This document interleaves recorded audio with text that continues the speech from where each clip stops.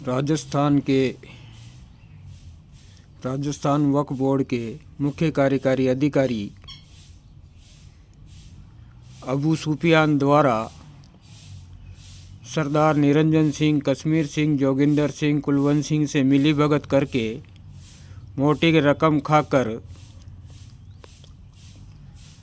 मस्जिद नरगंज शाह के खाते की कृषि भूमि कचरा नंबर 32 1 बीघा 6 बिस्वा, कचरा नंबर 33 41 बीघा, कुल रकबा 42 बीघा 6 बिस्वा वाक़ई ग्राम भंवरिया कुआ में है, जिसका कब्जा न्यायालय के आदेश अनुसार 11/11/2024 को मुझ प्रार्थी शहजाद मोहम्मद शाह को कब्जा संभलाया गया।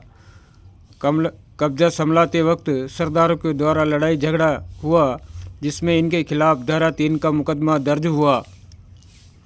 इसको लेकर सरदार जोगिंदर सिंह, निरंजन सिंह, कश्मीर सिंह, कुलवंत सिंह मुख्य कार्यकारी अधिकारी अबू सुफियान से राजस्थान वक्फ बोर्ड में जाके मिले और मोटी रकम देकर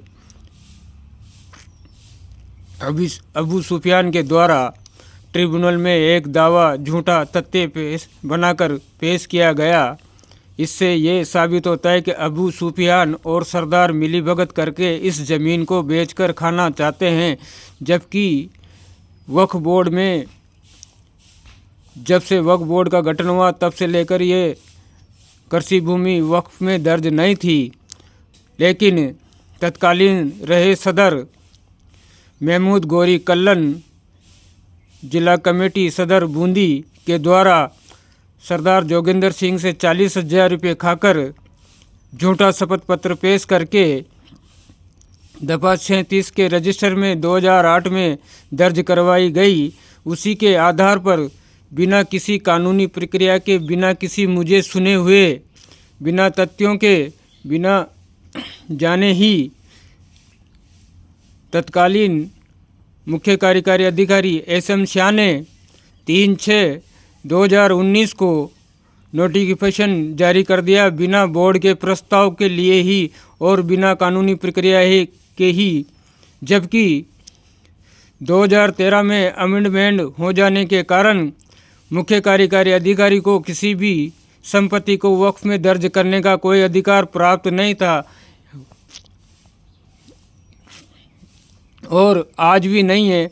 उसके बावजूद भी झूठे मुकदमे बनाकर ट्रिब्यूनल में जो पेश किया गया है, वो मिलीभगत करके इस ज़मीन को हड़पना चाहते हैं और मेरे को बेदखल करके इस ज़मीन को बेचकर खाना चाहते हैं।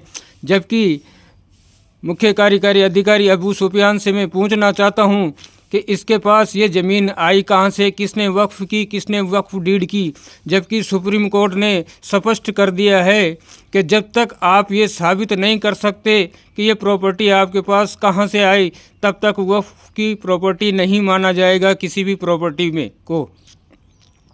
उसके बावजूद एक विवाद चला था भीलवाड़ा में कलंदरी मस्जिद को लेकर, जो जोधपुर हाई कोर्ट ने में राजस्थान वक्फ बोर्ड के खिलाफ फैसला दिया था और उसी फैसले को सुप्रीम कोर्ट ने भी माना था और उसमें गाइडलाइन स्पष्ट कर दी थी कि आपको ये साबित करना पड़ेगा कि यह प्रॉपर्टी आपके पास आई कहाँ से, किसने वक्फ की, इसके पहले इसके वारिस कौन थे, यह आपको स्पष्ट करना पड़ेगा और रिकॉर्ड बताना पड़ेगा। कितने वर्षों से आपके पास है, कितने वर्षों से आपके पास नहीं है, ये साबित करना पड़ेगा। लेकिन राजस्थान वक्फ बोर्ड राजस्थान में बहुत सारी जगहों पर फर्जीवाड़ा करके फ़कीर शाह समाज के लोगों की ज़मीनों को बेचकर खा रहे हैं और इनके खिलाफ कोई जांच नहीं हो रही है। मैं अबू सुफियान और जितने भी इसमें वक्फ बोर्ड में पदाधिकारी बैठे हुए हैं, या ये स्पष्ट करे कि नरगंज शाह कौन है, ये इनका इतिहास क्या है, ये साबित करें। इनको कौन से राजा महाराजाओं ने इनको माफ़ी में दी है, किसने नहीं दी है, यह स्पष्ट करें। अन्यथा झूठे मुकदमे करना बंद करें।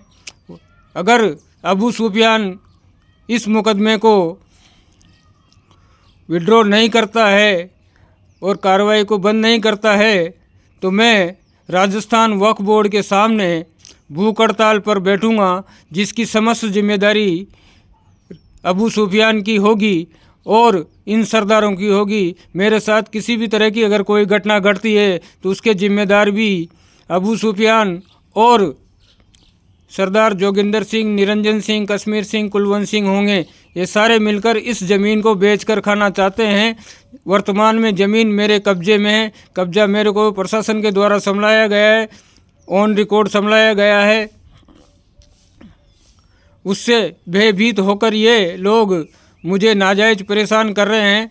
मैं मुख्यमंत्री महोदय से निवेदन करूंगा कि राजस्थान वक्फ बोर्ड की जिस प्रकार योगी जी ने उत्तर प्रदेश में वक्फ संपत्तियों की जांच करवाई है, उसी प्रकार राजस्थान वक्फ बोर्ड की भी सीबीआई के द्वारा जांच करवाई जाए और इनके खिलाफ कड़ी से कड़ी कार्रवाई की जाए।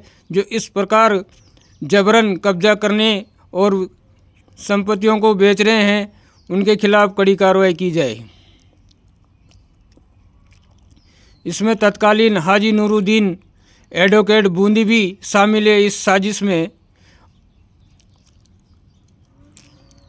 हाजी नूरुद्दीन के द्वारा बूंदी मीरा गेट कॉम्प्लेक्स के नाम से 30 दुकानों का मीरा साहब की दरगाह की ज़मीन पर बिना किसी कन्वर्ट करवाए ही उस पर निर्माण करवाया गया, बिना परमिशन के